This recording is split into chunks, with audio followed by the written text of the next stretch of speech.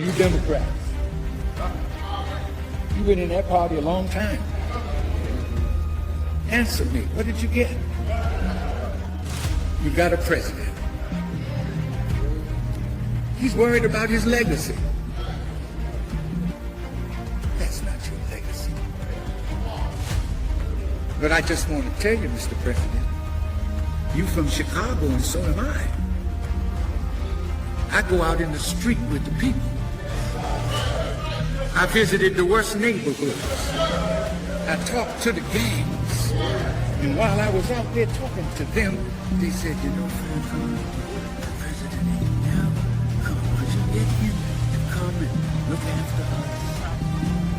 There's your legacy, Mr. President. It's in the street with your suffering people, Mr. President. And if you can't go and see about them,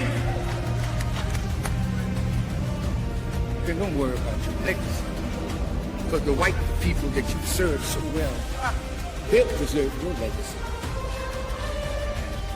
The hell they will. But you didn't earn your legacy with us. We put you there. You fought for the rights of gay people. You fought for the rights of this people and that people. You fight for Israel. Your people are suffering and dying in the streets.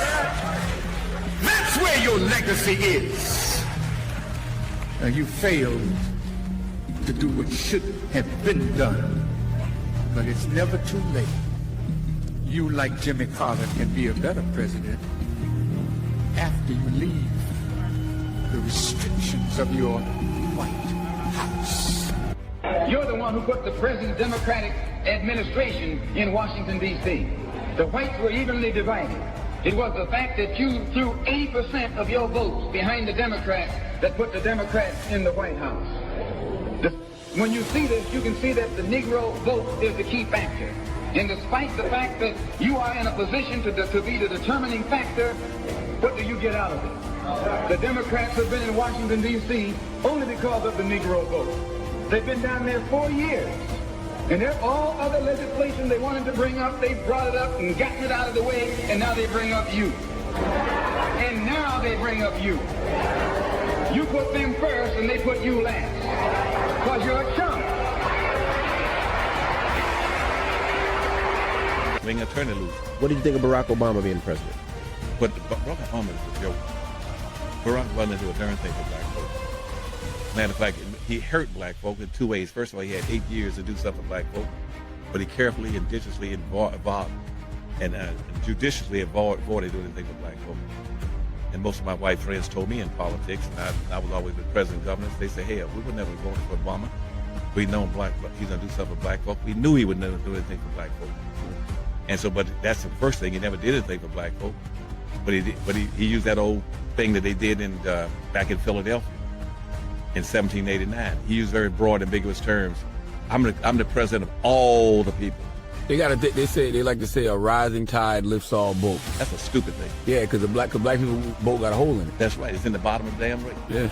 On May the 6th of 2016, President Obama sent a letter to every school district in the United States.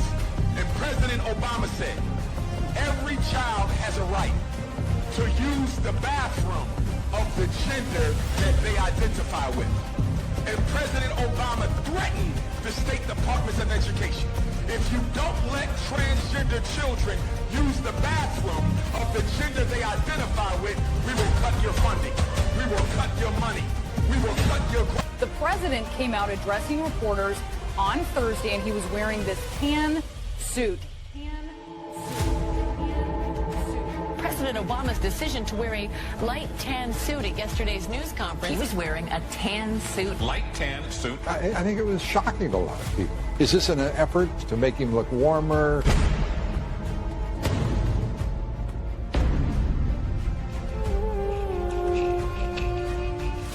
There's no way I think any of us can excuse what the president did yesterday. I mean, and then for him to walk out, I'm not trying to be trivial here, but in a light suit, like tan suit. Also known as Tangate. Tan suit, and how the tan suit made him look unpresidential. Whoever talked him into going into a tan suit, they're so desperate because of these low poll numbers, they're willing to do anything.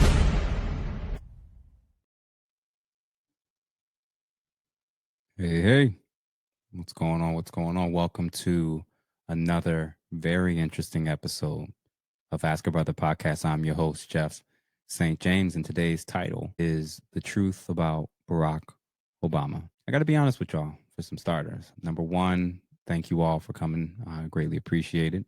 And if you haven't, make sure that you like and subscribe to this channel.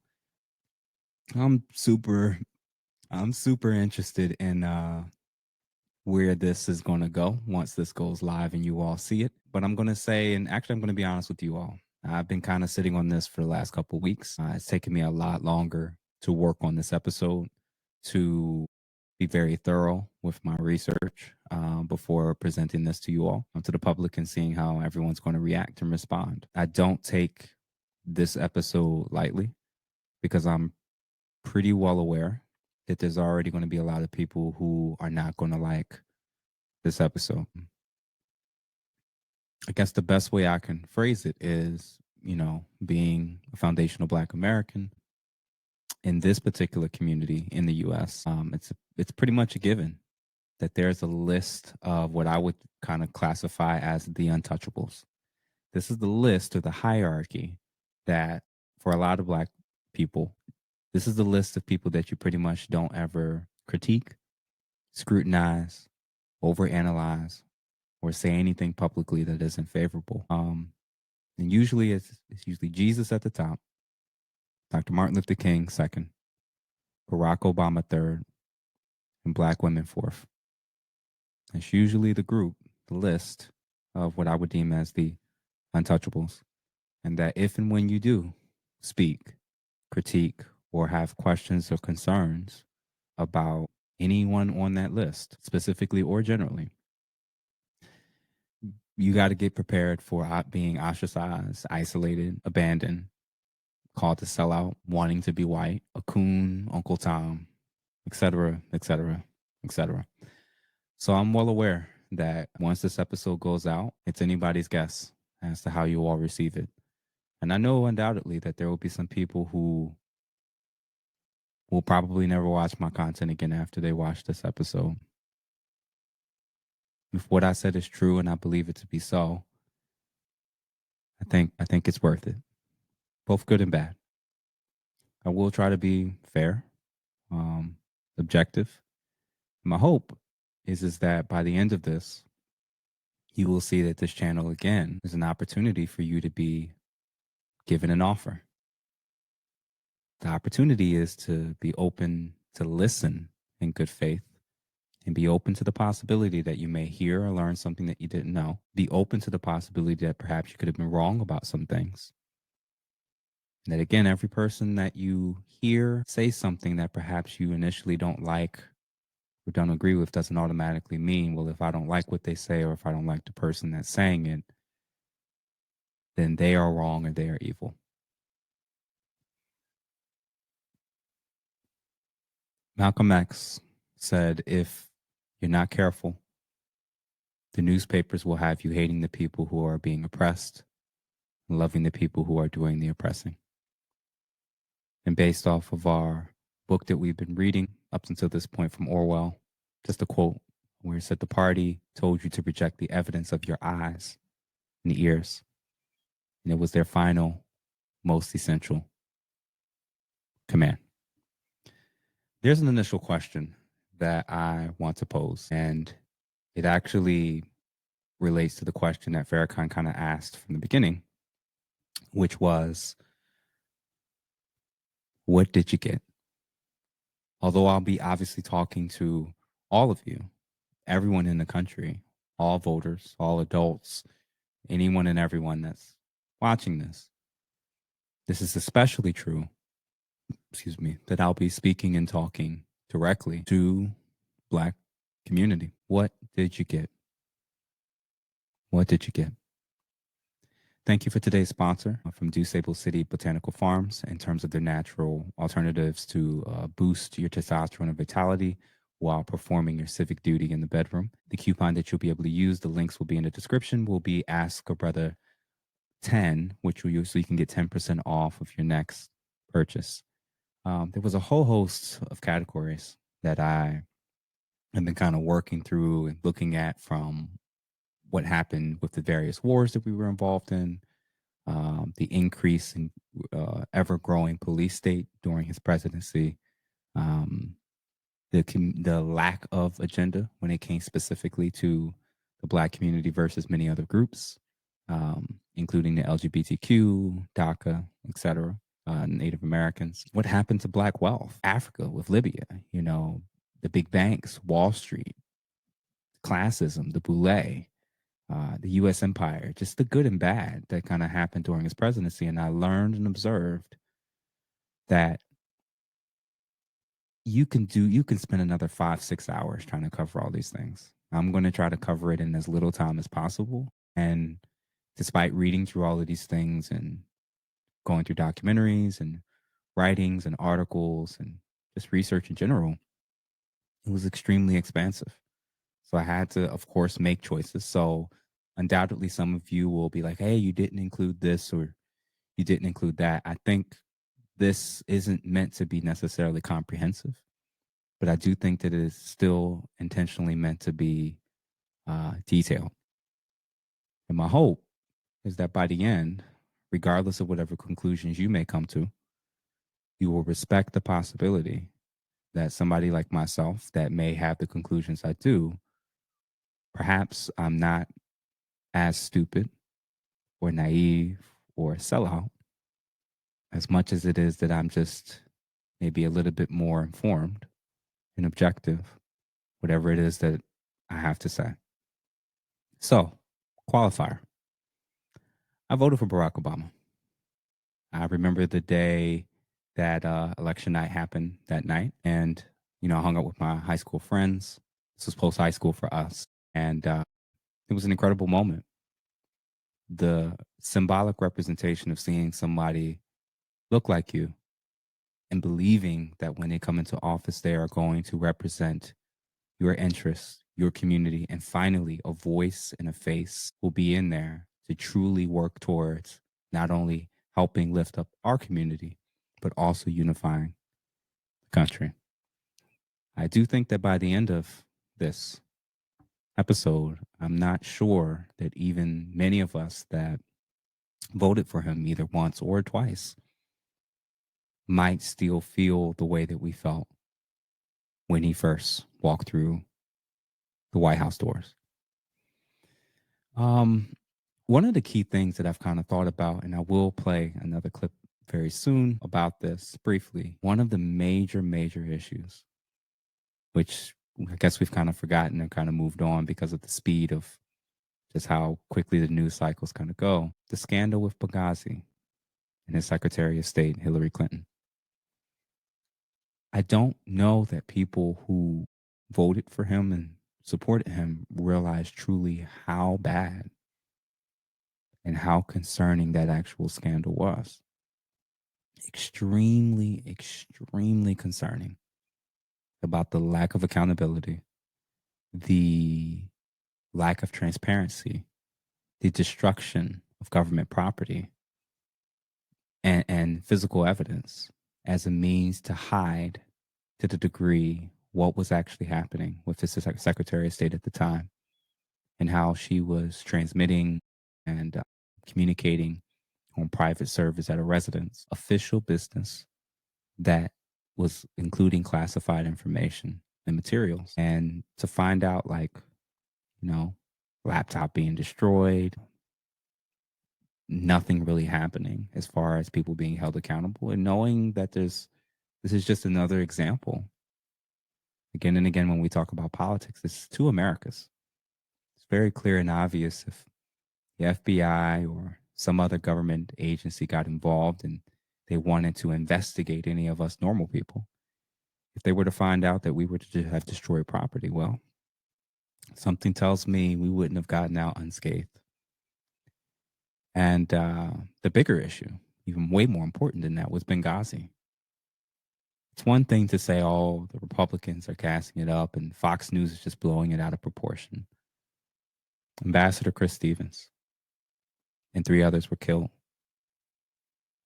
as a result of the inaction and not responding to the messages and pleas for their lives to be saved.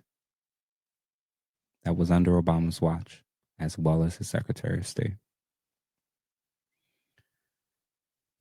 More specifically, going deeper down into some of the things that were just a little concerning that I had learned about, came across even back then. Operation Fast and Furious. This is where the Obama Justice Department lost track of thousands of guns that had been allowed to pass into the hands of suspected smugglers in the hope of tracing them to Mexican drug cartels.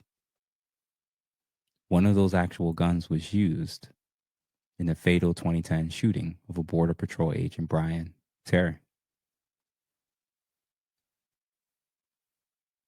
Nothing really came from it. Eric Holder, who at the time was the Attorney General, was held in contempt, but like what often happens with Congress, nothing.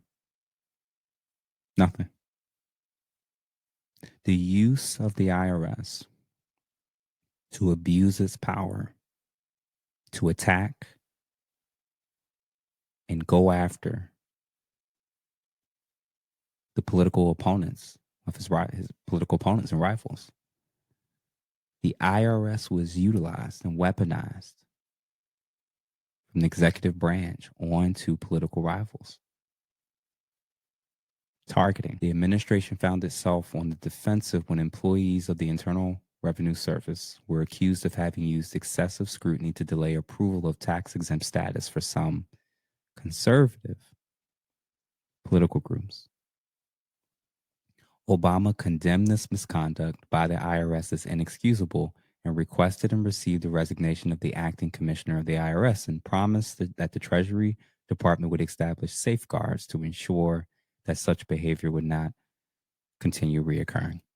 Now, some would hear that and read it and say, oh, there was a problem. Barack Obama addressed it and fixed it, held someone accountable. The problem is, for something that big and that weighty, more and more, it looks like the person who was made to, deal with the consequences was seen as the fall guy.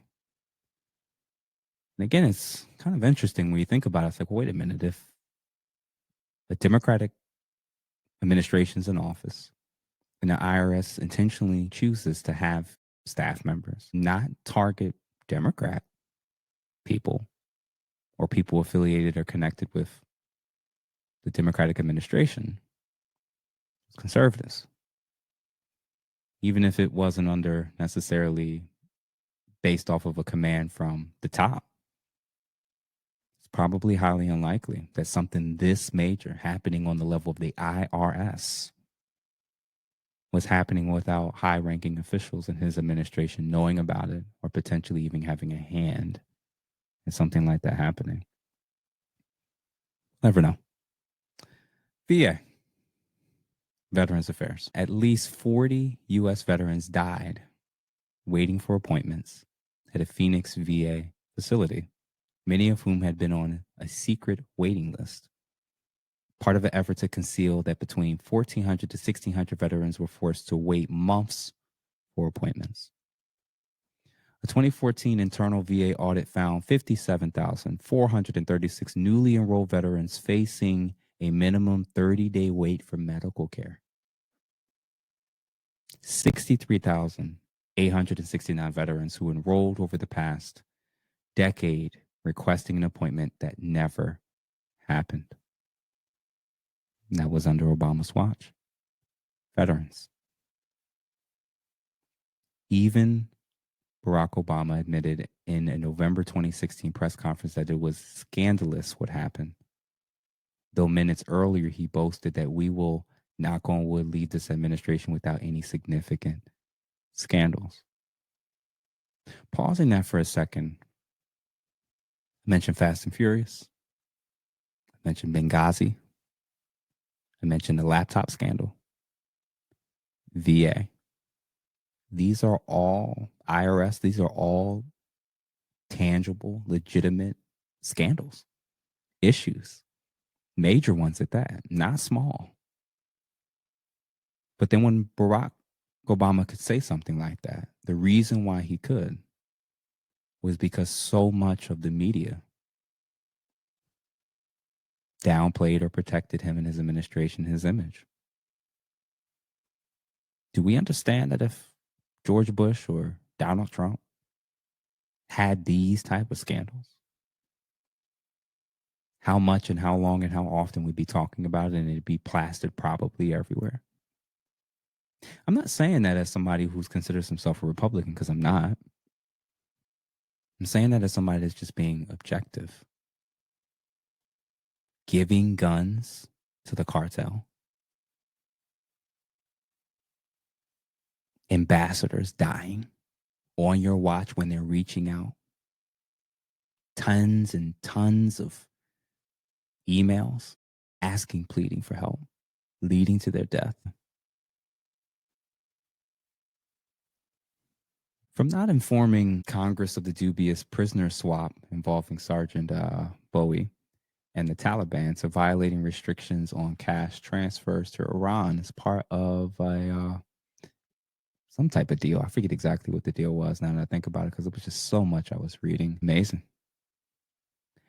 One thing that I found that was very, very fascinating was how we found out later after the fact that the Justice Department has subpoenaed the access to the records of some 20 phone lines of reporters and editors who had worked for the Associated Press without even notifying the organization. Just think about that for a second. The Justice Department, which of course wouldn't do that on their own without the instruction of the administration that was in charge of said Justice Department, was getting subpoena power to get the phone records of the Associated Press. Freedom of speech, censorship, and mass surveillance. President, Justice Department, this level of investigation and scrutiny, trying to find out who it is that's talking to these reporters, identifying leaks, whatever the justification is. Got to realize that when a government is involved to this sounds like some spy thriller. This is actually what was going on in Barack Obama's term. Incredible. Edward Snowden.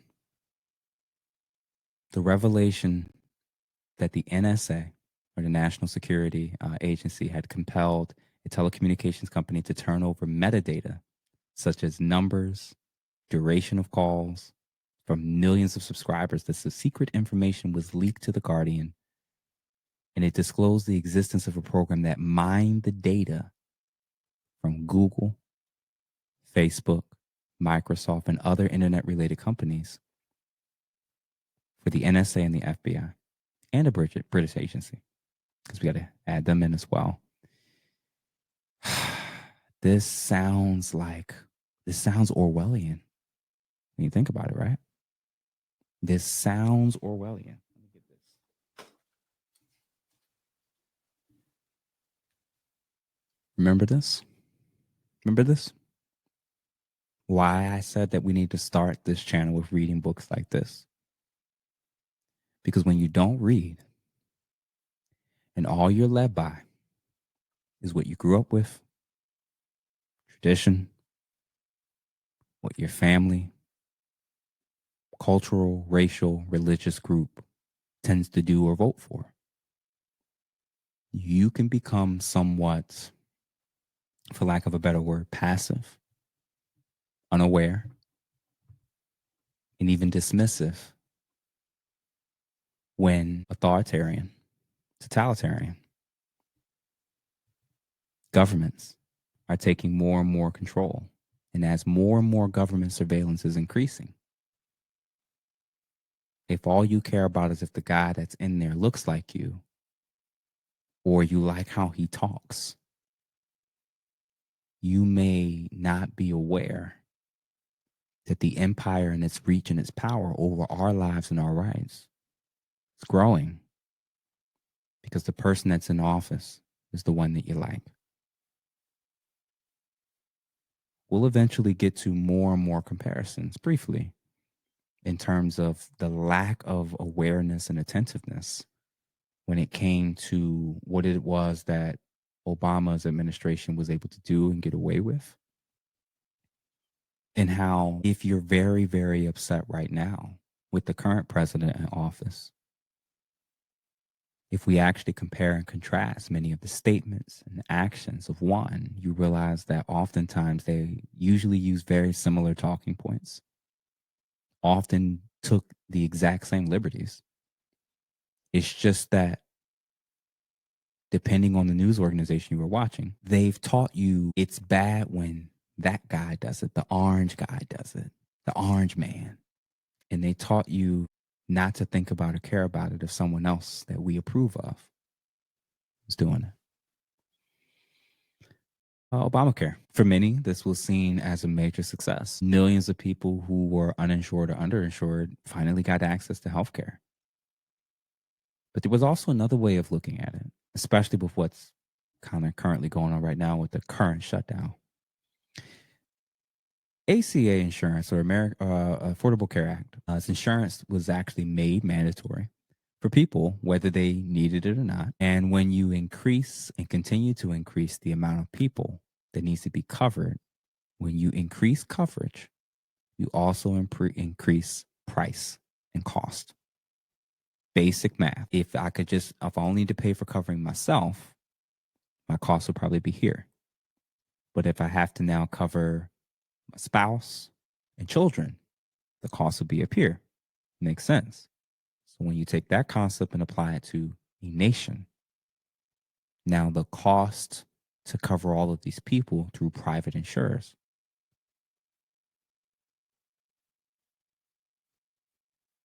in this system, you could imagine how I was like, well, hold on. If all these people before couldn't cover everything, and all these people before couldn't afford health insurance, and now we quote unquote are offering it, what's the issue? Well, the issue is the subsidies. The gap between what a person is able to afford and what something costs, i.e., health insurance, usually has a significant gap, especially for most Americans, especially after the housing crisis, which we will touch on. Let's think about this logically together. If you continue to increase the amount of people that get covered, the prices go up, not down. So when people couldn't afford a certain price, the government will create subsidies. That is taxpayer money. So when taxpayer money is being used to pay the difference, okay, well, everybody said, well, what's wrong with that? At least it's our taxes going towards us. Well, the problem is the insurance providers then have no basis because they're functionally going to get guaranteed money, especially from the government, from your taxes.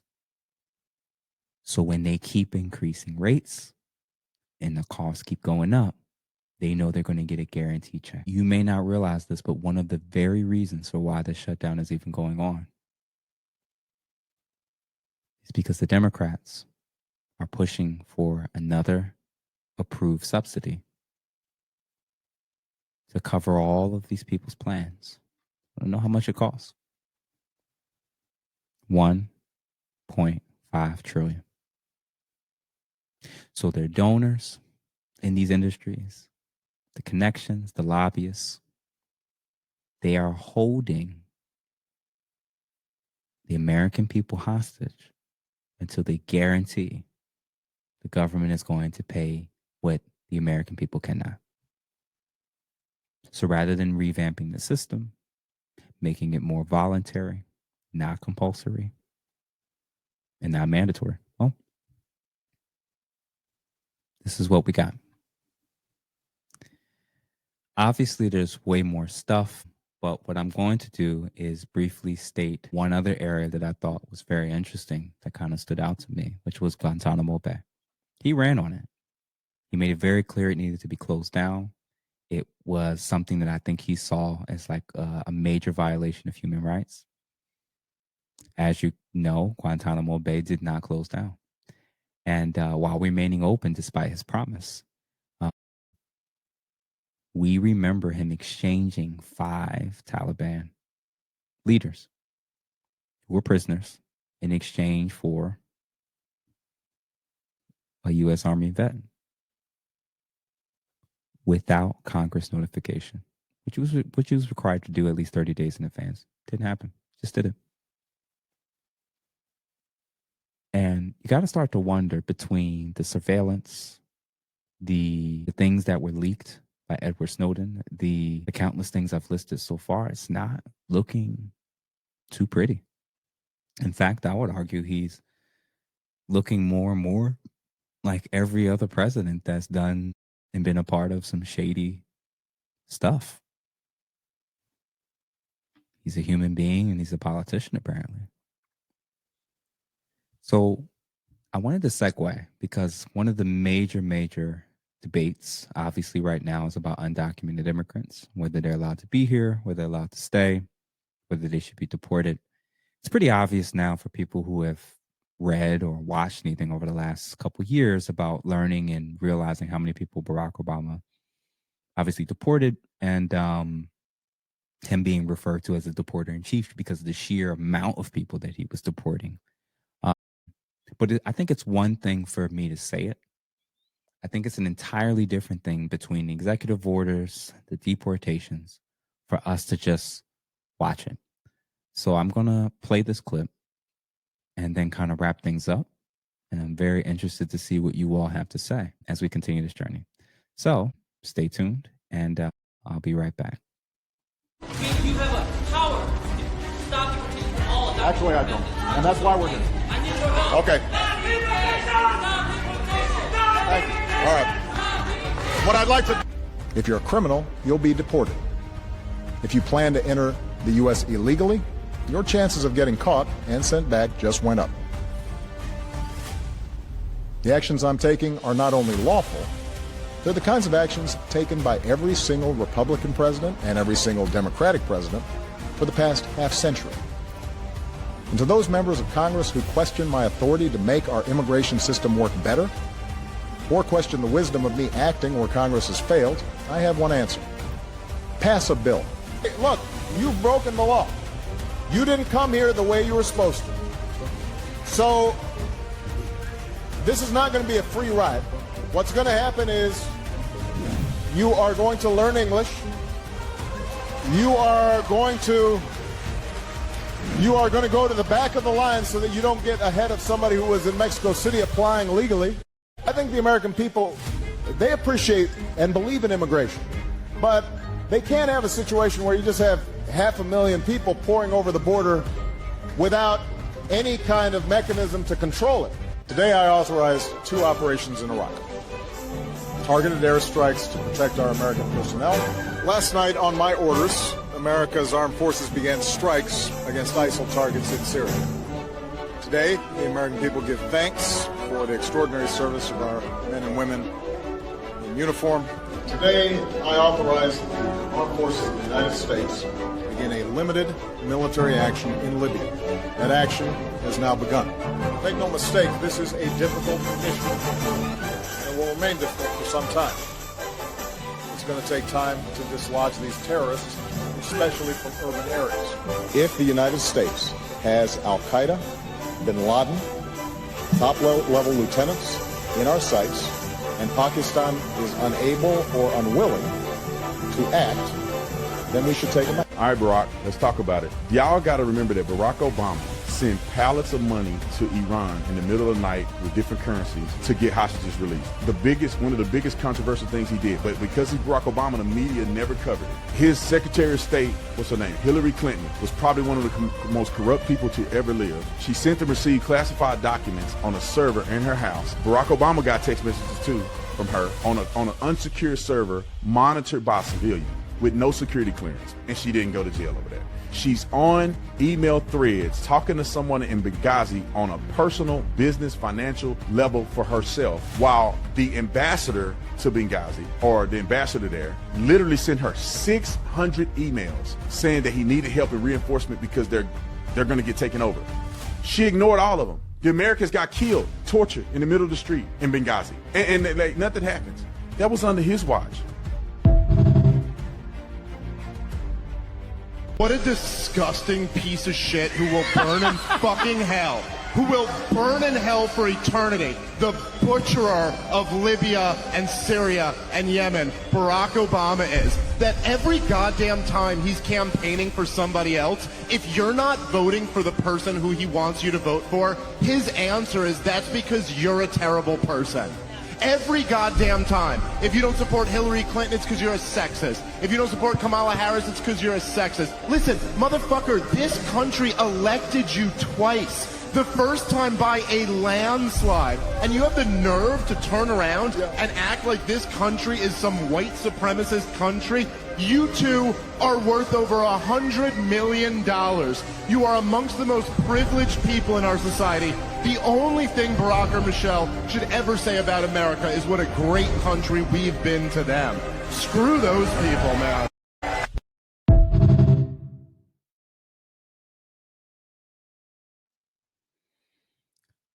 Yeah, it doesn't look pretty. And yeah, everything that they said was absolutely true. And gotta wonder, like,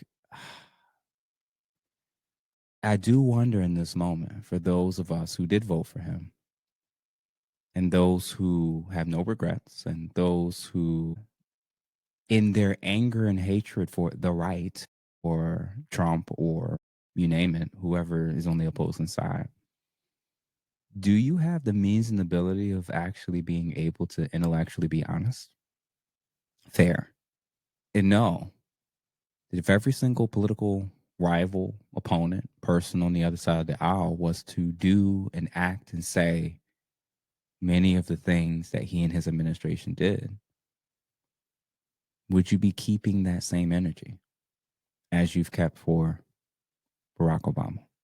Yes, undoubtedly. You know, he restored Cuban-U.S. relations. Massive. U.S. Embassy, I think it was Havana. Like, that's incredible.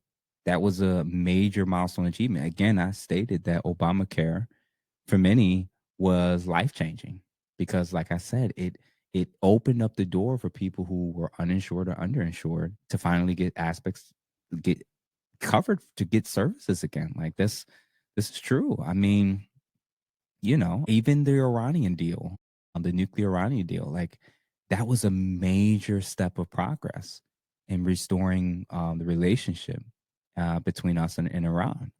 These were, for many people, seen in this, I believe, if I recall correctly, gave inspectors, I believe, up to 10 years worth of monitoring and being able to go in and make sure that they weren't doing certain things to ensure that their nuclear stockpile was like being reduced. Like, this was legitimately good things for large segments of the population as well as maybe the country as a whole in many respects for many people. But when you think about what he said in those clips, from the executive orders to, and whether or not some of that was at times being overused,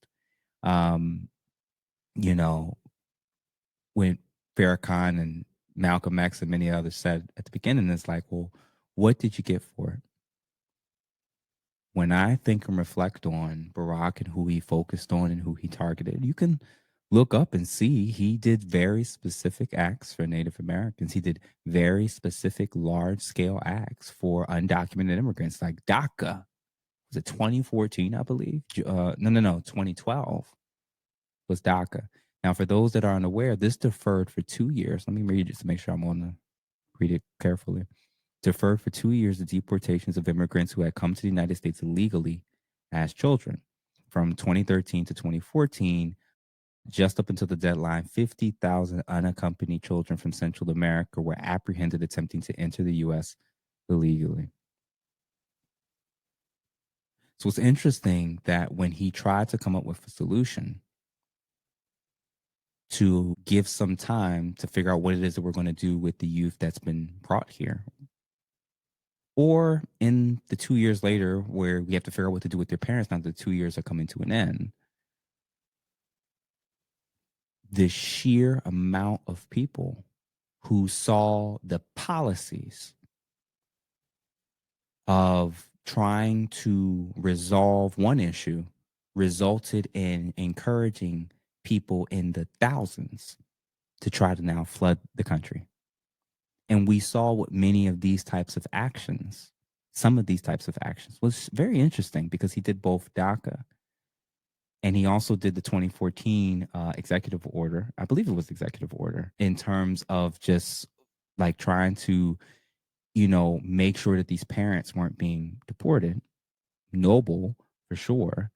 But I envision that it kind of makes sense that when you give incentives for people to be allowed to stay, now everybody's just trying to figure out, well, if I can get in there, perhaps I can get saved or covered too. And then I'm like, whoa, maybe what we were dealing with during the Biden years is partially a reflection of policies like this. Advances with ISIL in Iraq and Syria, congressional gridlock during the second term, lack of economic recovery for millions of Americans. And we're going to get back to that, especially for the Black community. Of course, something that I think was both seen as a positive and negative, depending on who you ask, the rejection of the Keystone Pipeline. It would have potentially produced tens of thousands of jobs for many, but for those who were against it, land was protected. People's private property wasn't taken over by eminent domain.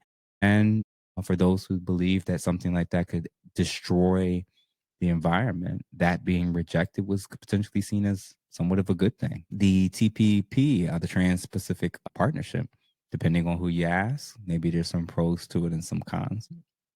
And then just the overall spike in violence from the frequent shootings, mass shootings, terrorist attacks, you name it. It was like every president, it happened. And I believe one of the deadliest, if not the deadliest mass shooting that's ever occurred in U.S. history, if I can recall, was done at the Pulse nightclub. I believe 49 people were killed, 50 others wounded. Just happens to be during his presidency. So, when you think long and hard about a lot of these different things, and of course there's way, way, way more stuff that I can cover. I'm going to get to something that I really want to care about, that I actually do care more so about. As Barack Obama was kind of finally moving towards his end of his second term, I think he started to become a little bit more reflective about what his legacy was going to be. He obviously became, for the most part, a lame duck president in many respects. He was facing gridlock. The Republicans weren't really seeking to work with him on many of his agendas anymore. And, he tried heavily towards the tail end to try to change his image and do some type of additional good, both domestically and globally. He went to Japan and he talked and visited Hiroshima, which I believe, if I can recall, I think he was the first president to do so since the bombs were dropped. And I don't think he even apologized. But for those that hated him and were now against him after how everything unfolded with the country, they saw that as somewhat of like an apology tour. I didn't really interpret it that way, but I guess those who hated him or against him, yeah. As I stated earlier, when he was finally leaving, Guantanamo was still open, still functioning. Using executive order to expand background checks for gun purchasers and redefining the regulated gun dealing, targeting online sales of guns and the sales of weapons at gun shows. That, depending on who you ask, might have been actually somewhat of a great thing to some respect. But as Dr. Umar said during the initial clip, 2016, U.S. Attorney General Loretta Lynch from the DOJ blocked the enforcement of North Carolina's stated law requiring public agencies to limit the use of restrooms, locker rooms, and changing rooms to persons whose biological sex, as indicated on a birth certificate, corresponds to the sex for which the facility is and was intended. A lot of what we're dealing with right now, a lot of it, is because of the consequences of what happened during those 8 years. The things that were passed, the things that were pushed off on, the things that were kind of the can that was kicked down the road. Much of the mess that we're dealing with in the country, from the debates over bathrooms to whether or not a male sexual genitalia should be in female bathrooms or female prisons, this was the start. whether we realize it or not. After his term, I did a little research just to kind of see, obviously when presidents kind of leave, they go on book tours or, they ride off into sunset for some, so to speak. And one of the things he started doing, high paid speaking engagements with Wall Street. Rumors that many of his outings were as high as $400,000 per outing. Get your money, brother. I'm not hating on anybody to get their money, but the question is Wall Street, big banks, the very groups that destroyed millions of Americans' lives during the housing crisis, especially and specifically the Black community, which I am again stating I am going to hone in on towards the tail end of this. He did some positives, man. I think he did about $2 million to use as a grant for job training programs in low-income residents in Chicago area. Like he was a mixed bag, it seemed. But upon leaving, and even after his time as president, I've watched and seen over time the view of him change for many. There were plenty of non-Black people who had voted for Barack Obama not once but twice, and who ended up voting for Donald Trump. There were Black people that voted for Barack Obama who voted for Donald Trump. There were millions of people that voted for him the first time that haven't voted since.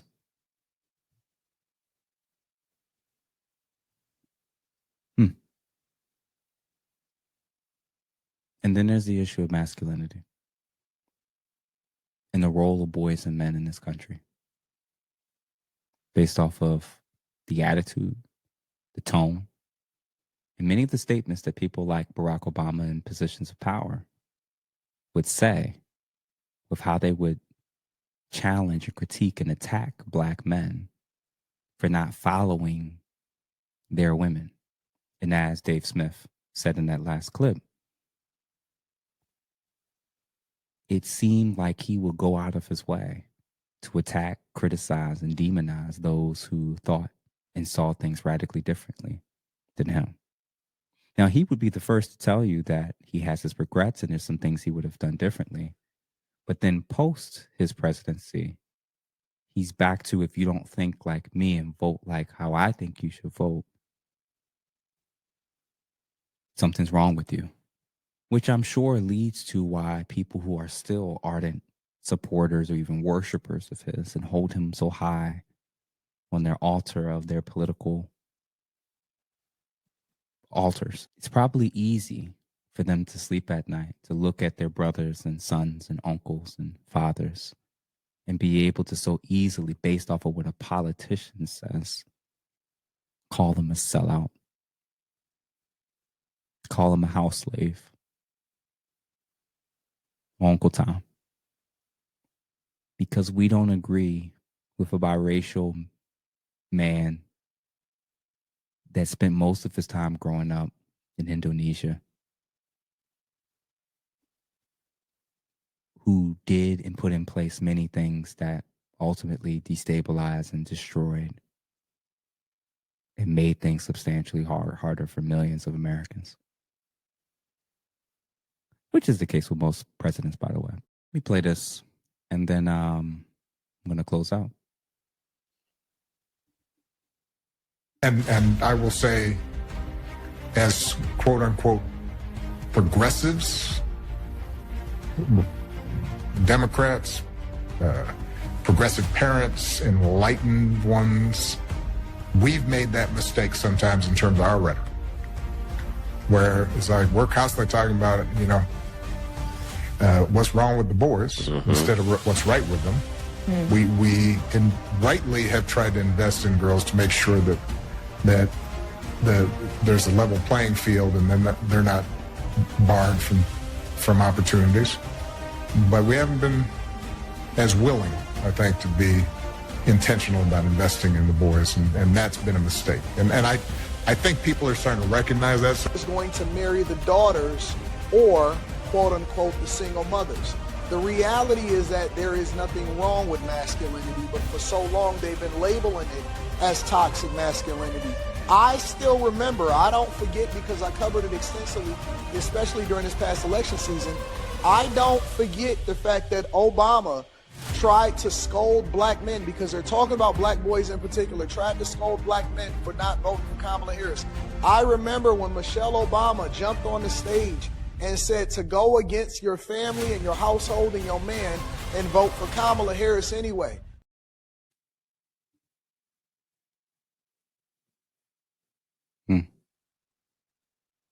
Perhaps that was a mistake. For us to only focus on the boys when we ask the question, what's wrong with them? That, I think for many, especially in the black community and especially amongst men and amongst men in general, was a statement by Barack Obama that I think actually captured what we've been articulating for years now. Regardless of what the Republicans or conservatives are or not doing,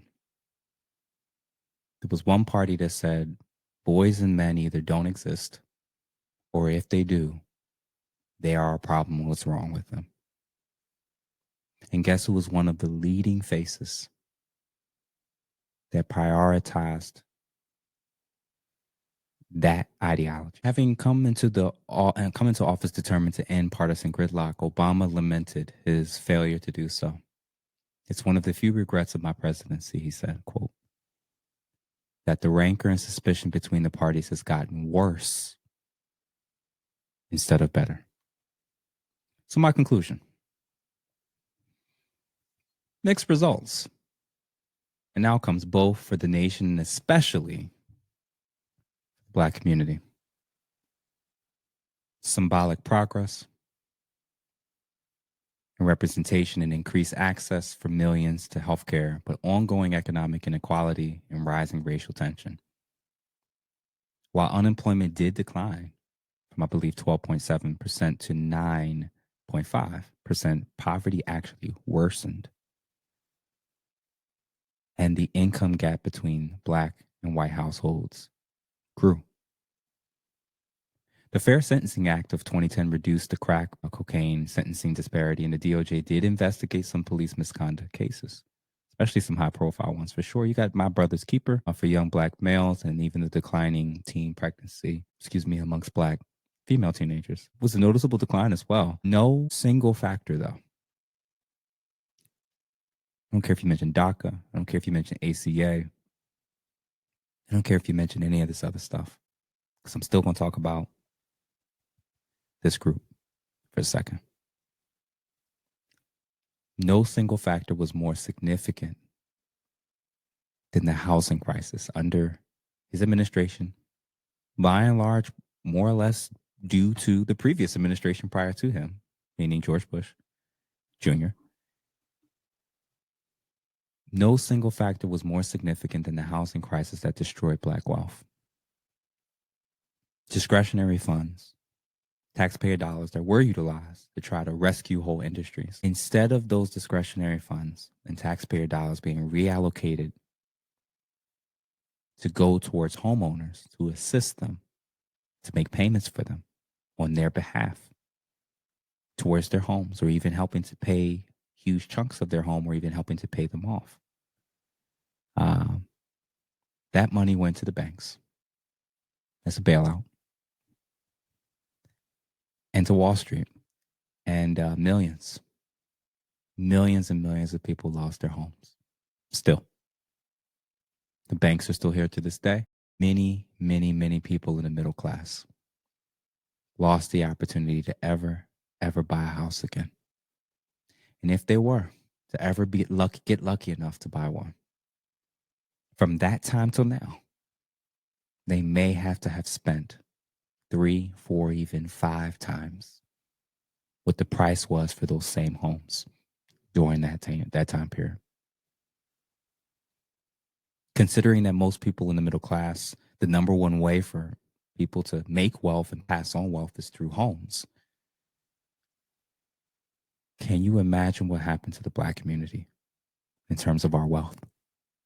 The one area, remember slavery, Jim Crow, being excluded from many governmental incentives and things for years, GI bills that weren't always offered, and properties and homes that they weren't allowed to get loans for, and you name it. The one avenue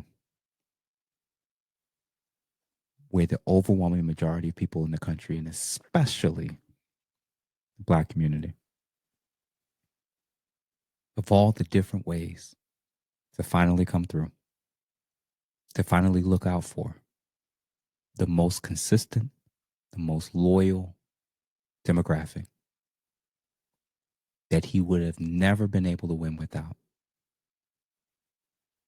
We lost the most under his care. So what's the result? The result is Trump. We can talk about the Nobel Peace Prize. We can talk about the swagger. We can talk about the tan suit. How funny he was. All those can be true. I just know that when I think about that Nobel Peace Prize, I cannot separate out my mind Iraq, Syria, Afghanistan, Libya, Pakistan, Somalia, and Yemen. I believe in his final year, something like 26,000 bombs or something crazy was dropped. The estimates for his entire term, 2 terms, his entire presidency, somewhere between 90,000 to 100 bombs were dropped. Black and brown countries. Peep that.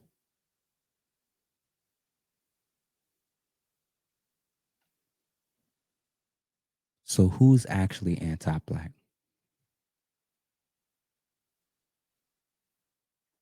Who's actually a sellout for the empire?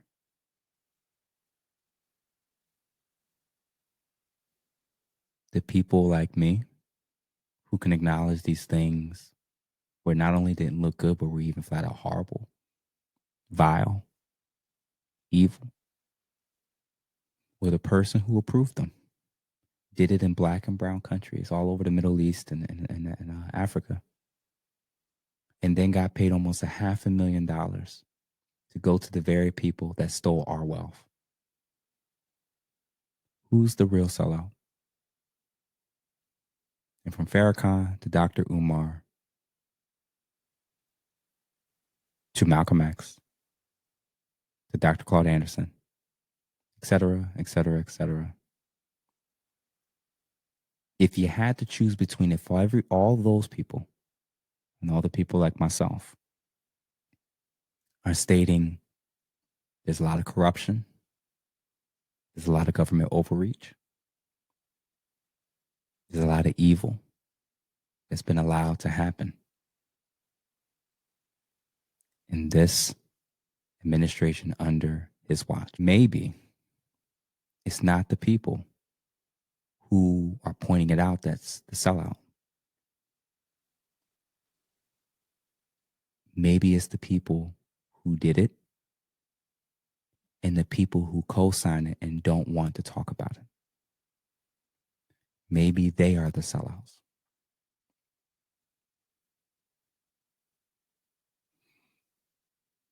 I know that there's going to be undoubtedly people who hate me after this. And I guess we'll see who is still here after this video goes up officially.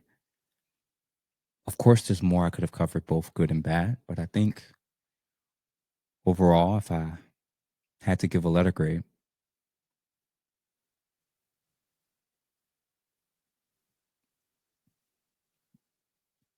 D+, maybe C-, just for the sheer sake of some of the positive good that maybe changed millions of people's lives for the better.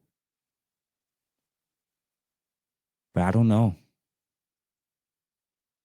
I don't know that Affordable Health Care Act and DACA recipients and a couple cool things that happened in Chicago is sufficient for 7 countries getting bombed. We will never even know how many people died as a result.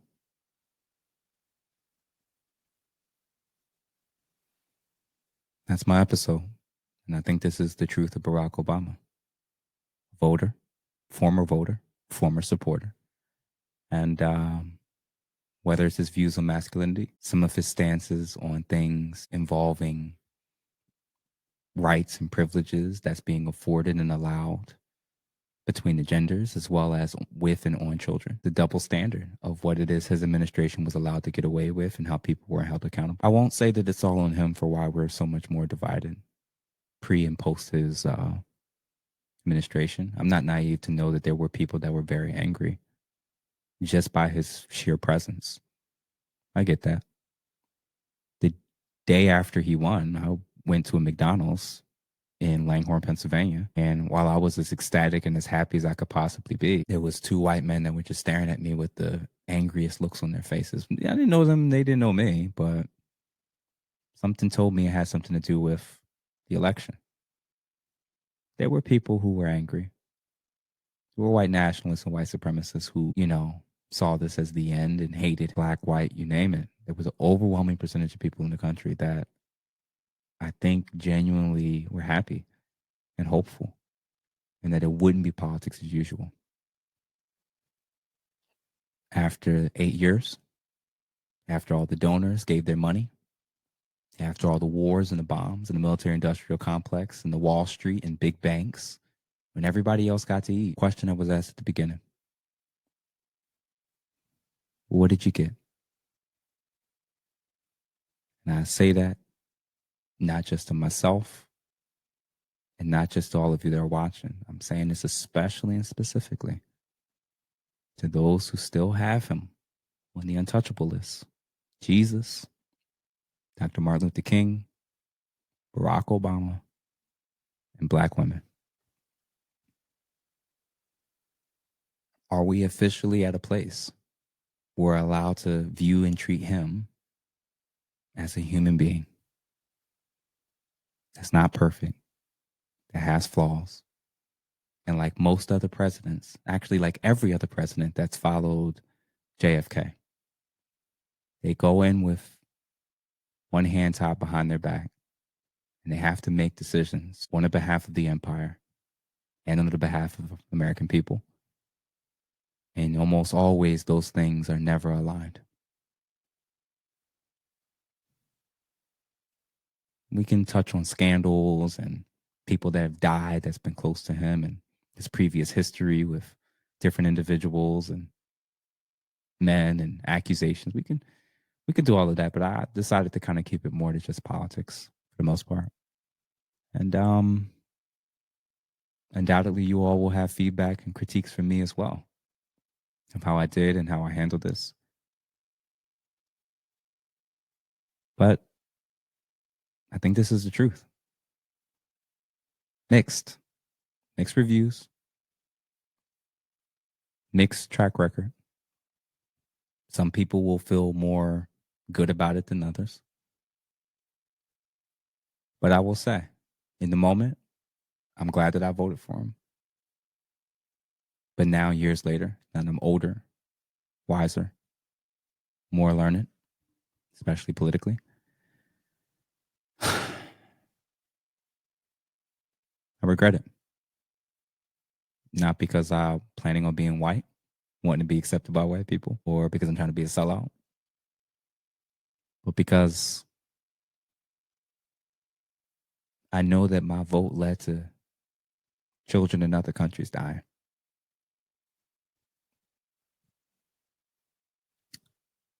I don't know that I highly doubt it would have mattered if any other president got in. I think they all probably are pushed and controlled by the people who run the Fed and different foreign governments and entities and very high-ranking lobbyists and organizations that just have so much sway and control over these politicians and political figures. I know that. But the sheer amount of people in Iraq and Syria and Afghanistan and Pakistan and Libya and Somalia and Yemen, and knowing that I enthusiastically voted for someone that dropped that many bombs and destroyed that many homes and families and regions around the world. And that's on me. So never again will I,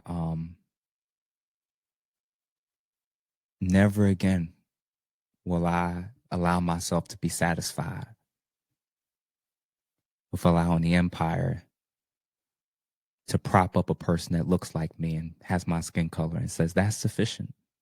Vote for them because they black. Vote for them because they're a woman. Vote for them because they went to a HBCU. I want to do what I can to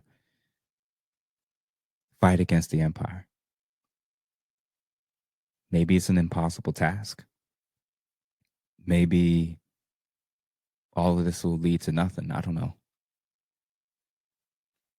But while we're still allowed to post on the internet and while we still have the ability to speak truth and we're still allowed as of now to say how we really think and feel, I don't know where this video is going to go. I don't know how many people's going to see it or how many people is even going to care. But, you know, I'm man enough to say that I was wrong. And it's time for masculinity to make a return. And I promise you, it's not just going to be a black thing or a white thing or an Asian thing or a Hispanic thing. My view is when the revolution really comes and we have to finally come together to fight against those that's taken over and use subversive tactics with our government, with our political process, with our courts, with our politicians that have controlled and dictates our laws, who runs our music, who runs our banks, who runs our entertainment industry, who is destroying our health. When it's time for the revolution to come, it's going to take all of us. And it's not going to matter anymore the skin color of the person who's sitting in office because they're already compromised anyway. I'm no longer angry with the people who stopped voting. I'm no longer angry with the people who vote differently.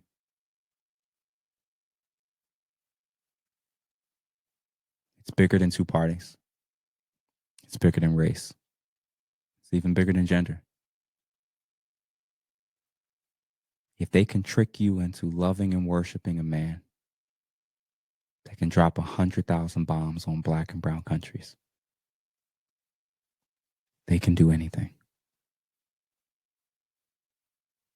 My hope is that videos like this will wake us up and get us ready.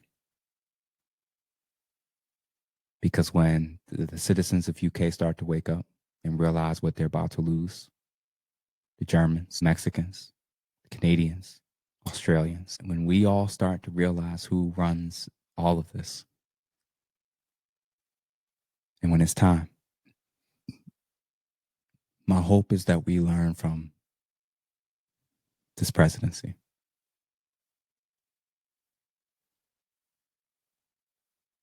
It's going to take a radical change, and I hope that I'm a part of it. And one day I hope that I won't continue to see what's happening in Gaza and all the other places around the world, in the Congo and whatnot. I hope we can get powerful enough to figure out what to do and how to stop it. It's just a thought. So that's my view of the truth of Barack Obama. I hope that it was helpful. Thanks, everyone. Thank you all for watching this. I just ask that if you enjoyed it, that make sure you subscribe to this channel, that you like this video in particular. Become a member if you haven't, because that's a really great, one-time click way of being able to show support to the channel as we continue to build it and bring home more and more guests and interesting thoughts and perspectives. And thank you all for watching. Shout out to our sponsor again. I want to make sure we play our video at the end. And last but not least, share it with somebody. Share it with a liberal. Share it with a Democrat.